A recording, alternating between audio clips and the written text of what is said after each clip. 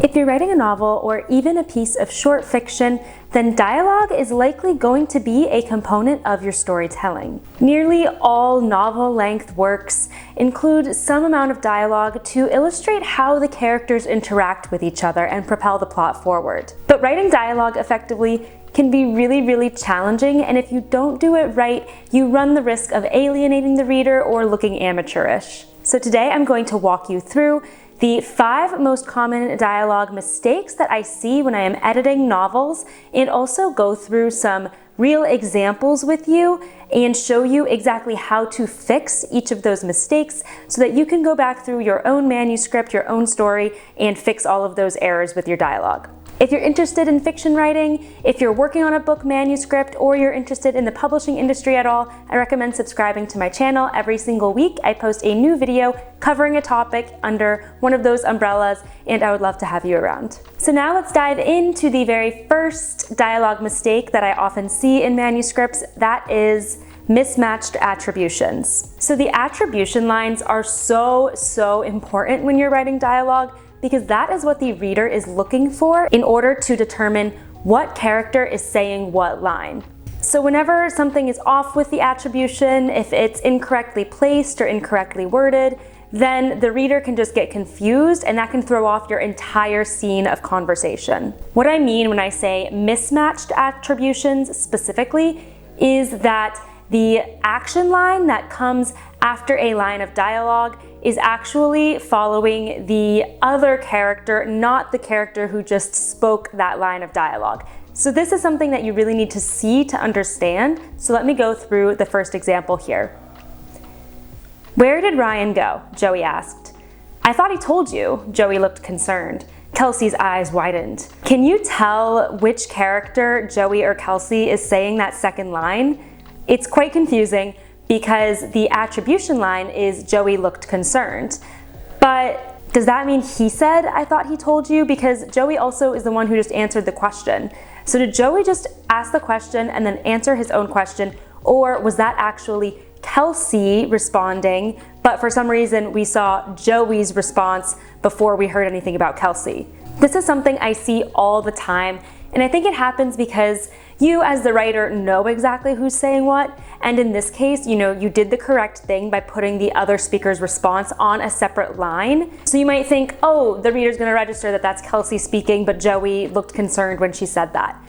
It might be confusing to read, so what you really need to do here is ensure that the speaker is the first person that you mention after the line of dialogue. Whether it's a simple attribution like Joey said or Kelsey said, or it's some kind of action line about them looking a certain way, doing something, you need to make sure that that first sentence after the line of dialogue is focusing on the speaker of that line of dialogue. Then, after you've established what the speaker said or did, then you can talk about the other character and what they're doing in response. So let me show you what a revised version of this exchange would look like. "Where did Ryan go?" Joey asked. "I thought he told you," Kelsey said, her eyes widening. Joey looked concerned. Now it is crystal clear that Kelsey is the one who is responding, her eyes are widening, and Joey is looking concerned. We know exactly what is happening as well as who is saying what. The next mistake that I often see in dialogue exchanges, especially in novels, is that you are skipping over the characters' reactions. Now, whenever you're writing a scene of dialogue, make sure that you are not just showing the characters' lines one after another, but you are also showing what the characters are doing throughout the scene as they're speaking. You're showing their reactions, you're showing their tone of voice, you're showing their expressions. All of that is going to give us just as much intel about what's going on, the dynamics of the scene, the emotional underpinnings of the scene, as what they're actually saying verbally. So they are critical components of any dialogue scene, and all too often you will see pages and pages of dialogue where it's just line by line by line by line by line, and that's it. We're not really getting that extra layer and that understanding of what's going on in the character's broader environment. The characters' expressions, tone of voice, and their actions become especially important when there is a dramatic or shocking moment within the line of dialogue. Something is being revealed, something surprising is being said, something consequential is being relayed from one character to another. those are moments where you really need to take a step back from the conversation just for a line or two and show the reader how the character is reacting. And if you overlook that, then it feels like something is missing from the scene. So again, let me show you what I mean. "Did you hear about what happened at the gym?" Stephen asked. "No, I've been in class all day," Mark replied. "One of the treadmills caught fire while a woman was running on it. She had to be rushed to the hospital and everything." "Do they know the cause?" Mark asked. As I was reading through that, did you register that something felt like it was unspoken, something felt like we weren't fully seeing the reaction that we needed to from Mark? Before Mark asks what the cause of the fire is, it really feels like we need him to react to this really shocking news that the treadmill caught fire while a woman was running on it. So make sure that you have a character react at the moment that some kind of revelation or important information is being relayed. So let me show you what that would look like in this exchange. "Did you hear about what happened at the gym?" Stephen asked. "No, I've been in class all day," Mark replied. "One of the treadmills caught fire while a woman was running on it. She had to be rushed to the hospital and everything." Mark gasped. He'd been running on one of the treadmills just that morning. "Do they know the cause?" he asked. This scene flows much more authentically, and we have a much better sense of what's going on emotionally for Mark when he hears about the treadmill catching fire. He gasps. So we register as readers that he's shocked, surprised by this revelation, and then he adds the detail that he was there just that morning, which also signals to the reader how he is personally interpreting the news that has just been told to him. When we don't have those two lines, the scene just feels like something isn't being said, that Mark is being oddly cold and almost inhuman by not responding to the shocking news that Stephen is giving. Another dialogue mistake that I see all the time is incorrect paragraph breaks. Now, just like the attribution lines, where you break the paragraphs and break the lines of text when you are writing a scene of dialogue is very, very important to the reader's understanding of the scene, as well as the reader being able to track exactly who is saying what. You really, really need to get the formatting of your paragraph breaks right in a scene of dialogue, otherwise it can be impossible for the reader to follow. So let me show you what an incorrect paragraph break looks like in an example. "When I got to the grocery store this morning, I saw a strange man waiting by the main entrance," Jordan said. "I took the long way and went into the other door to avoid him, but then once I got inside, he was right there in front of me. It really freaked me out. So I rushed past him, then made my way to the back of the store to pick up some milk, but he followed me." Can you tell who is meant to be speaking the second paragraph? Because in this text, it seems as though it's a continuation of Jordan's story. However, the formatting here tells us that this is another person speaking, because we have a full quotation in the first paragraph and then a full quotation in the second paragraph. So coming across something like this in a novel is just super confusing, because now the reader doesn't know, was that Jordan talking or was that the person that Jordan was talking to responding? So that just will throw off the entire exchange, because then you'll be off on who is saying what, and it'll just be extremely difficult to get your head back on straight. What you need to do to ensure that your paragraph breaks are correct is to keep all of the text from the same speaker in the same paragraph. That is the easiest way to do so. However, in some cases, like potentially with the example I showed you, you have a really, really long paragraph, and sometimes you just need to break it up, especially if a character is telling a very long story. Maybe it is going on for half a page or even a page or more, and you need to break that up into paragraphs to be more digestible to the reader. What do you do in that case whenever someone's speaking for a long period of time? If you are continuing a line of dialogue into the next paragraph, but it's the same speaker, all you need to do is leave off the closing quotation mark at the end of the earlier paragraph. So that will signal to the reader, oh, this line is actually continuing into the following one. So I'm going to show you the example here on the screen where we just remove that ending quotation mark, and then we know, oh, Jordan is continuing with her story here. She is still the same speaker. So make sure that you are doing this if you have someone who is speaking for a long period of time. But as I said, in this case and in most cases, just make sure that the lines from the same speaker are all in the same paragraph, because in most cases that works just fine. The next dialogue mistake I want to point out is distracting dialects.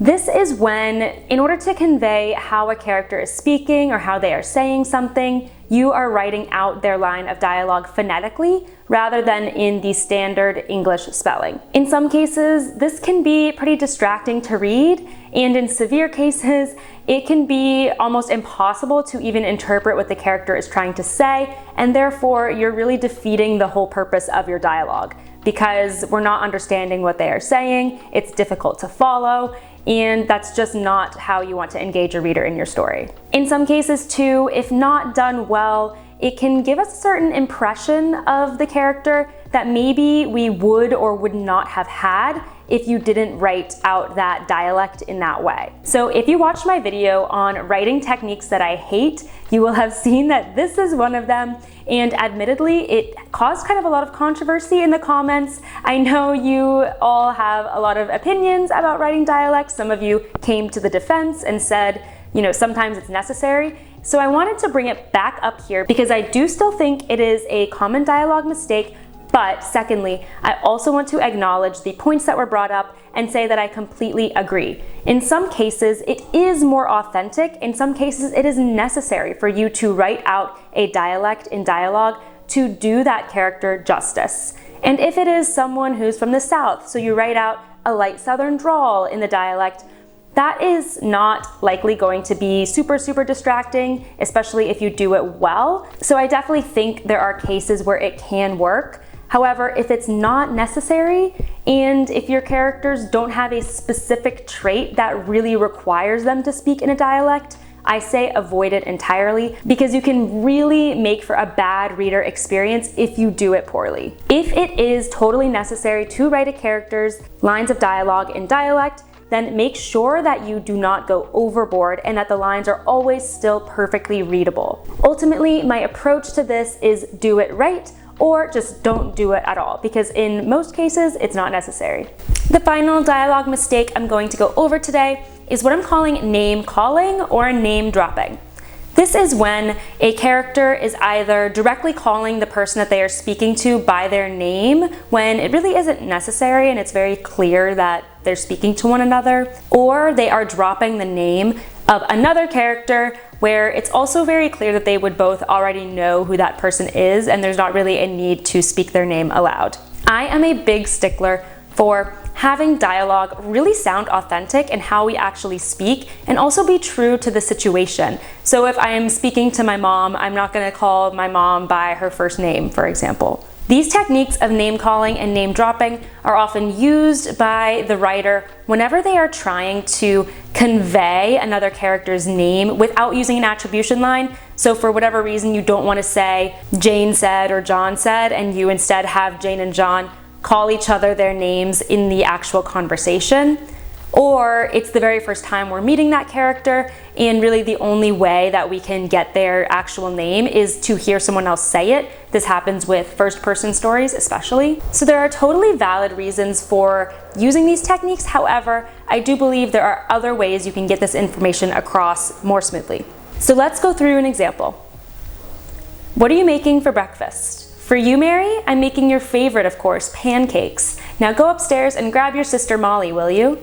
Do you see here how it's a little bit awkward that the person that Mary is talking to is A, calling her Mary out loud when it really seems like they're the only two people in the scene, so there's not really a reason for her to say her name.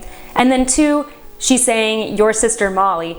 Of course, Mary already knows her sister's name is Molly, so in most cases, that person should just say, go get your sister. So how do you fix this? The first approach is to move the name to the attribution line so you can use the narration to your advantage and have that be the way that the reader learns the characters' names, especially if you're working in third person. Or you can reveal the character's name in another action line in the narration that's totally unrelated to the conversation. So let's see an example of both of those.